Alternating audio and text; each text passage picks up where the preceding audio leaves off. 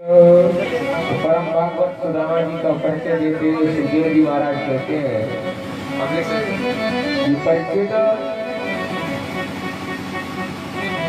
भगवान श्री कृष्ण के परम प्रिय भिन्न हृदय श्री सुदामा जी महाराज हैं। कृष्ण से सदा सुदामा जी की विशेषता कितने विशेषण दिए हैं कि मूल परिचय देना ही भूल गए।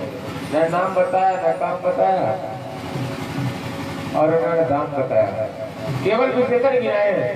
कैसे सुदामा ब्राह्मणों ब्रह्म वित्तमा, सुदामा जी ब्रह्म ज्ञानी है, परम ब्रह्म ज्ञानी है।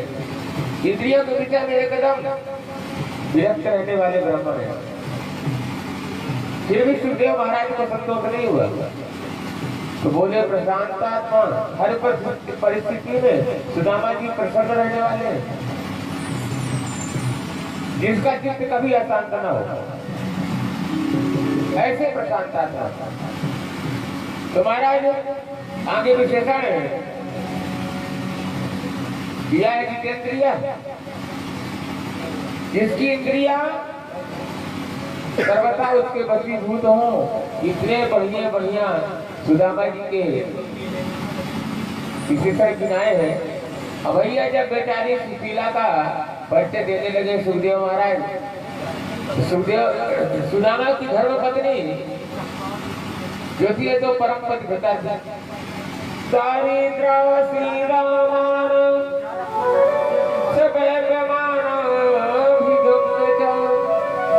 सुशीला परम पतिव्रता है, परंतु कैसी है? और दारिद्र है। यहाँ सुदामा जी तो दारिद्र नहीं, सुदामा जी महाराज को दारिद्र नहीं कहा, और फिर सुशीला को क्यों दारिद्र बताया?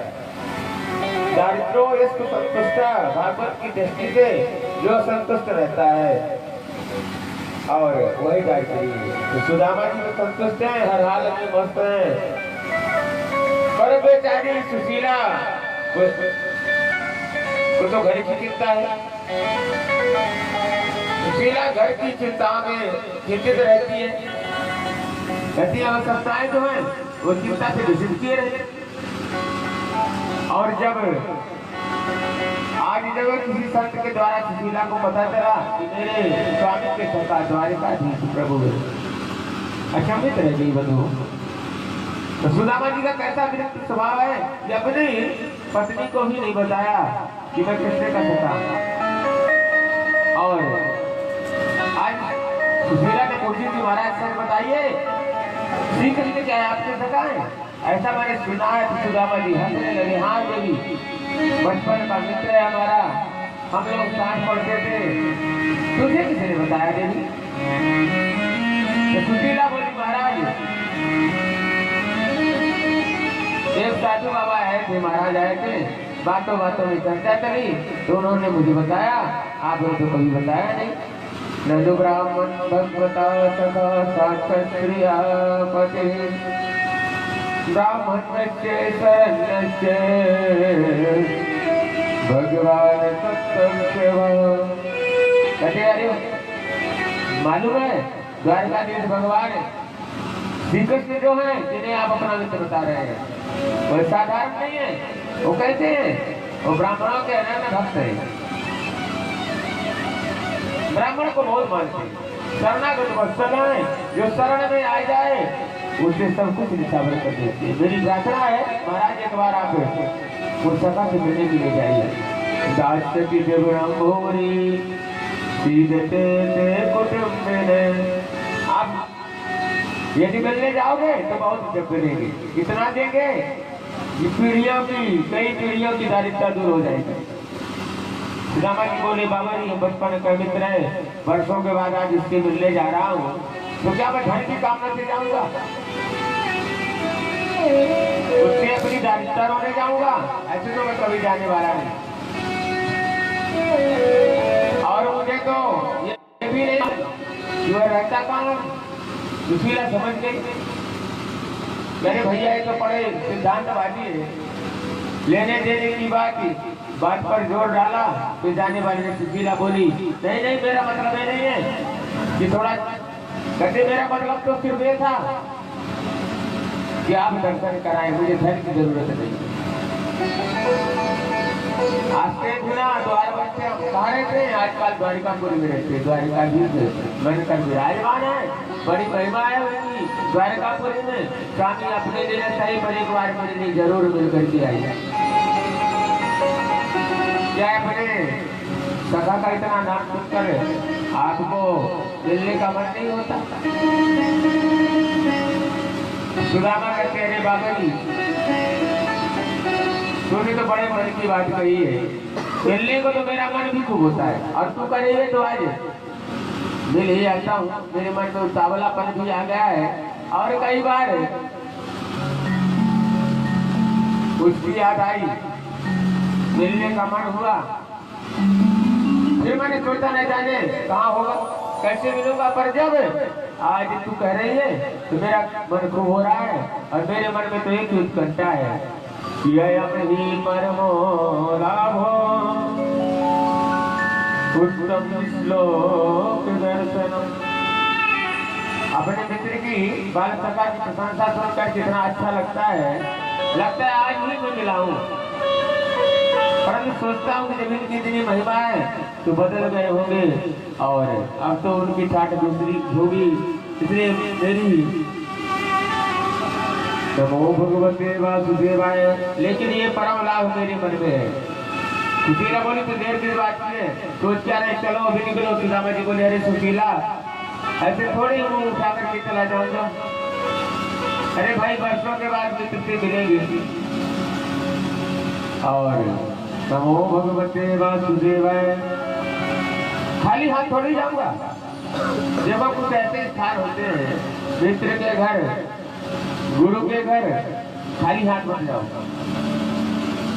और जब घर में देखता हूँ तो कुछ घर में है ही नहीं, क्या लेकर के जाऊँ? सुशीला बोली, चिंता न करो, मैं बंद करती हूँ, और दौड़ करके गई है।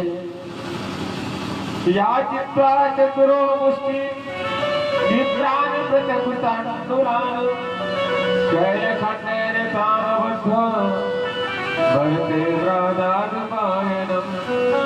या चित्वा चतुरो मुष्टि, सुशीला चार ब्राह्मणियों के घर जाकर के और एक एक मुट्ठी चावल लेकर के आती है बंधु, और ये 4 मुट्ठी चावल जैसे तैसे करके किसी कपड़े में बांधती है, एक जीर्ण शीर्ण धोती में बांध रही है, और उसे 2-3 जगह से पोटली को सिलकर, उस कपड़े को सिलकर पोटली बांधी है, हाथ जोड़कर बोली है, और स्वामी बस यही तुच्छ भेंट सखा को प्रदान कर देना, परंतु जब उससे मिलो तो मेरा एक संदेश अवश्य कर देना। एक मास द्विपक्ष में 2 एकादशी होए, तो प्रभु दीन दयाल नित्य प्रतिदिन होए। हे गोपाल, आपके सभी वैष्णव जो है, उपासक जो है, महीने में 2 बार एकादशी का व्रत रखते हैं भगवान, पर मेरे घर में तो प्रतिदिन एकादशी बनी रहती। जब भी मेरे बालक भोजन की इच्छा प्रकट करते हैं, खाने को मांगते हैं, कुछ नहीं दिखता तो कह देती हूँ, बेटा आज एकादशी का व्रत है। तो भगवान कब तक ऐसा व्रत चलेगा? बस थोड़े से शब्दों में बड़े सुंदर भाव सुशीला ने दिए हैं। अब तो सुदामा जी बोले, अच्छा देवी ठीक है, कह दूंगा, कोटरी बगल में दवाई चल रहे हैं, प्रभु का स्वभाव और संकल्प, जो तू आगे एक पग मैं आऊँ पग 60। बंधु जीव जब एक कदम बढ़ता है आगे, तो भगवान 60 कदम बढ़ करके और उस जीव का स्वागत करते हैं, उसके मार्ग के सारे विघ्नों को हटा देते हैं, दूर कर देते हैं। सुदामा जी चल पड़े, और संकल्प दृढ़ तो लक्ष्य, कहते संकल्प दृढ़ हो तो लक्ष्य निश्चित प्राप्त होगा। और आइए, ये मुरलीधर, ये मुरलीधर सजिया, हम भी तुमको दिल दे बैठे, मुरलीधर सजिया, हम भी तुमको दिल दे बैठे।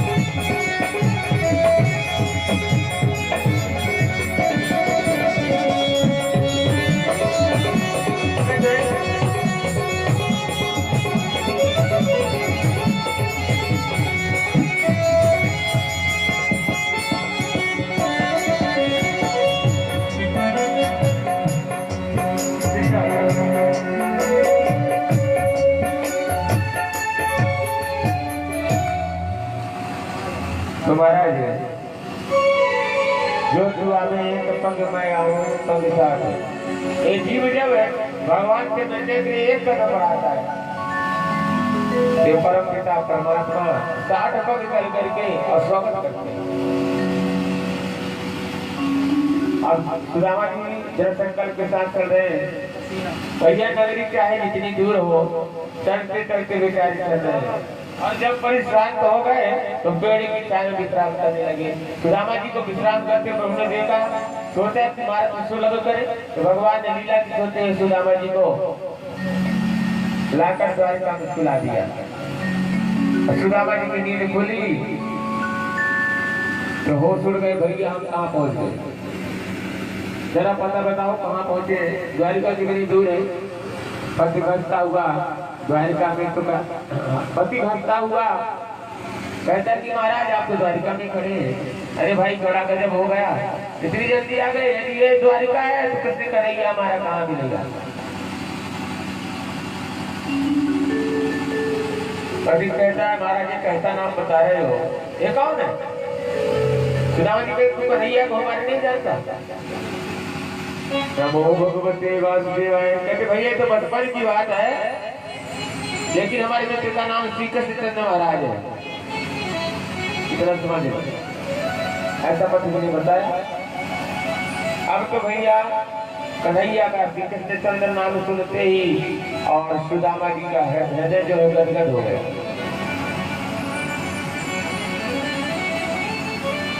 पति कहता महाराज उनके नाम के आगे कितने विशेषण लगाए जाते हैं, अब आपको पता नहीं है। अरे आप छोटा सा नाम बताकर जो हमें भ्रम में डाल दिया। तो महाराज सुदामा जी कहते मैंने इतना बड़ा नाम तो कन्हैया का आज पहली बार सुना है, इतना बड़ा नाम। तो सुदामा जी नमो भगवते वासुदेवाय। तो वो सुदामा जी कहते भैया रहता कहाँ है? तो पति ने बताया कि जो वृद्ध महल बने हुए हैं ये सब हमारे कन्हैया की महल है, हजारों भवन है, वहाँ के मालिक है। और इतना कहकर पति को वहाँ से चला गया। सुदामा जी विशाल भवनों को देखते हैं और जो पहला हुई महल है रुक्मणी जी का, उसी से दूसरे भागवत के अनुसार बंधुओं सुदामा जी सीधे अंतःपुर चले गए। परंतु प्रसिद्ध है कवियों ने बड़ा सुंदर भाव सजाया है। और जब द्वारपालों ने पूछा महाराज किससे मिलना सुदामा जी, बचपन के सका सुदामा मिलने को आए, बस महाराज इतना बता दो। अरे द्वारपाल भगवान की। तो महाराज इस तरह से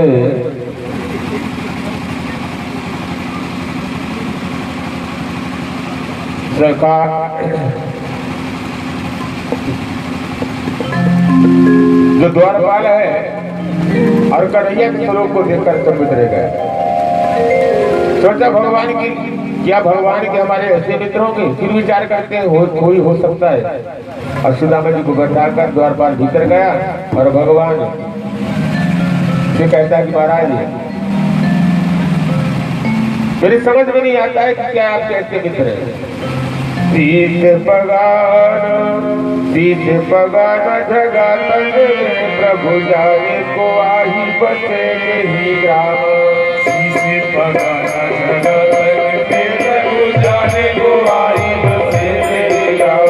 सीत पगान जगातन प्रभु जाने को आही बसे ही ग्राम। छोटी बड़ी लगी दुपट्टी पाए उपहन की नहीं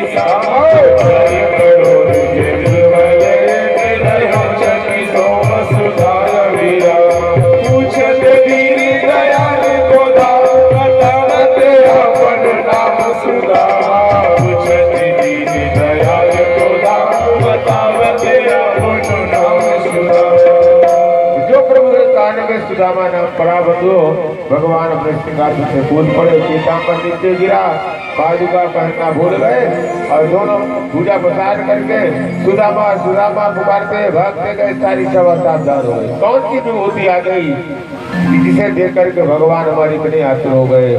सरकार दौड़ती है इस दरबार में, बड़े बड़े ब्रह्मादि देवता आते हैं, भी लाइन में खड़े रहना पड़ता है। काम कर गई। अब सारी सभा सब सावधान, भगवान साथ पार पहुंचे और पीछे पीछे सब सेवक दौड़े जा रहे हैं। भगवान के दरवाजे पर खड़े सुदामा जी को देखा, लपक करके पूजा पाठ में हृदय से कस लिया है और कस करके दबा लिया, हृदय से लगाया। सुदामा जी को लगा जैसे आनंद के सरोवर में सराबोर हो रहे, प्रेम की अधिकता में कुछ बोल नहीं पा रहे हैं। और महाराज भगवान ने सुदामा जी का हाथ पकड़ा, तरह तरह भगवान के भीतर ला अपने तरह तरह भगवान भवन के भीतर भगवान सुदामा को ला रहे हैं और सारी सभा स्तब्ध है। ये विभूति जिसके लिए भगवान आतुर होकर दौड़े, जिसके पैरों में जूते चप्पल नहीं, वस्त्र के नाम पर एकमात्र धोती लटी, धोती आधी फटी है और आधी लिपटी है। ऐसे केसर के प्रति इतना उदार है सरकार। और भगवान ने रुक्मणी जी देखकर बहुत अच्छी है और सुंदर सिंहासन पर सुदामा जी को ला करके भगवान ने बैठाया और रुक्मणी के भाव को जान जाते भगवान आदेश दिया, रुक्मणी जल्दी से जाओ, मुझे ब्राह्मण के चरण धोना है। अब धीरे धीरे भगवान सुदामा ब्राह्मण के चरणों की धूल झाड़ रहे हैं और यह पर पहुंच गया। कितने पपोले कितने कांटे लगे हुए हैं और जिसमें धूल मिट्टी के कण भरे हैं। ऐसे कंटक पाद पद्मों को प्रभु ने जब देखा तो जब तक रुक्मणी पानी लेकर आती तब तक तो प्रभु के नेत्रों ने गंगा यमुना की धारा बहा दी, संचालित कर दिया। ऐसे बेहाल दिवाई ने तो पवे कंटक में जाने लगे मुझे जोड़े पानी परांदी हाथ छुयो नहीं लगे से परे जोड़े देखी सुदामा की दीने दशा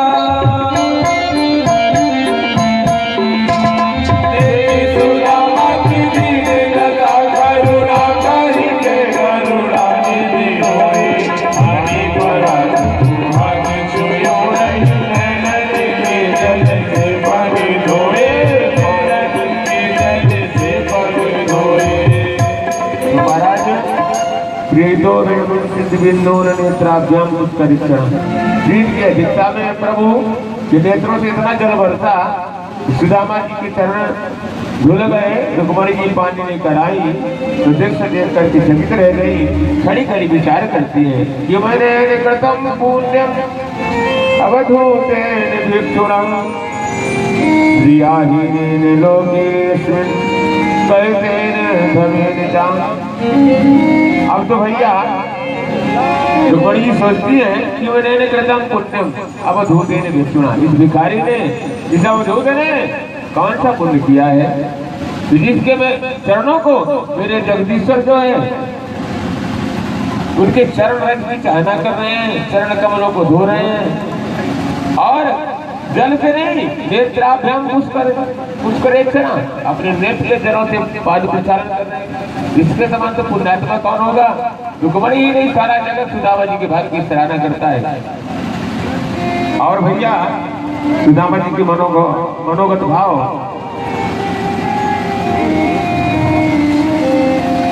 भगवान जान गए हैं कि गातर में चिपके जा रहे हैं, सब कोटि स्वभाव के हैं, बहुत थके हैं। तो भगवान ने कहा चलो विश्राम करो मित्र। और चरणोदक जो है ब्राह्मण को जो धोया है उस चरणोदक को भगवान ने रुक्मणी जी को दिया है कि देवी ले जाओ और थोड़ा थोड़ा ब्राह्मण देवता का चरणोदक सबको और दो। इस तरह से तुम अंदर ले जाकर के सुंदर वस्त्र भूषण धारण कराया, सुंदर स्वादिष्ट व्यंजनों का भोजन कराया, तांबूल निवेदन किया, अपने एकांत कक्ष में ले गए।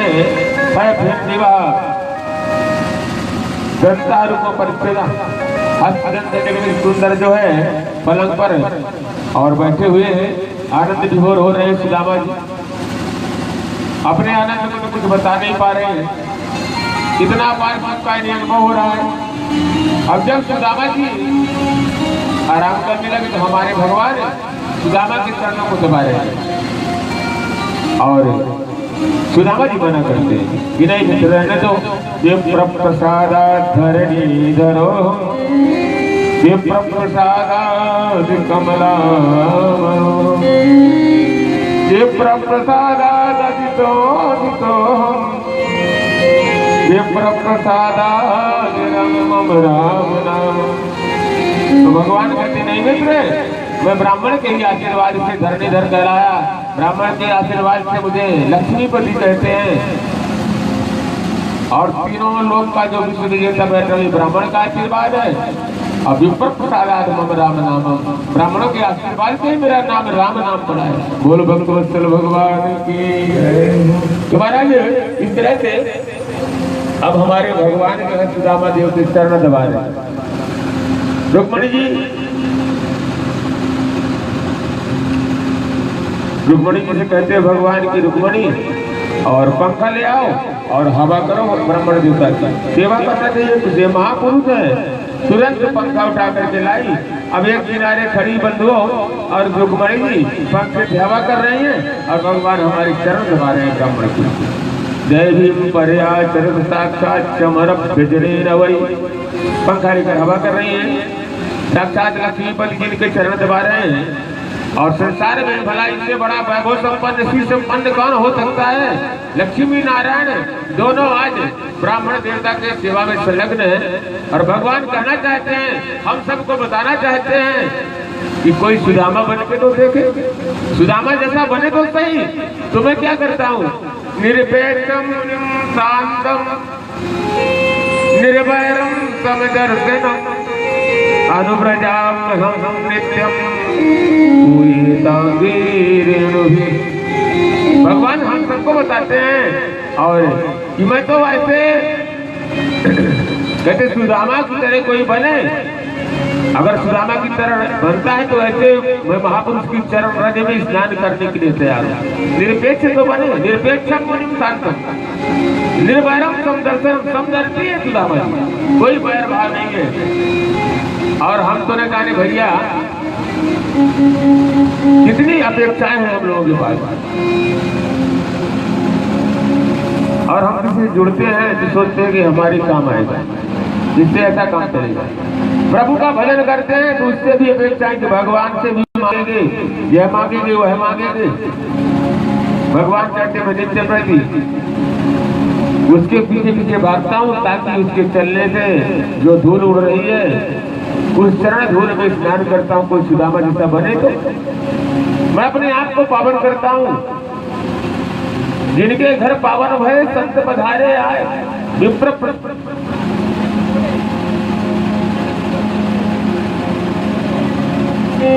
स्वाहा सुधाकारी धन वर्जितानि स्मशान तुल्यानि गहानितानि न विप्रपादोदर्शमानि स्वाहा सुधाकार धन वर्जितानि। कहते भैया जहाँ ब्राह्मण के पांच होने से कीचड़ न मचा हो, जहाँ स्वाहा सुधा यज्ञ पूजा भजन न हुआ हो, तो चाणक्य जी महाराज ने कहा स्मशान तुल्यानि गहानितानि, वो घर स्मशान के समान बताया गया। तो महाराज अब तो क्या है कि भगवान चाहते हैं कि हम अब दोनों मित्र उसी जगह पहुंच जाएं बाल काल में। अभी ब्राह्मण गुरुकुलाद भवता लब्ध दक्षिणाद समावृतेन धर्मज्ञ भार्योरा सदसी नमः।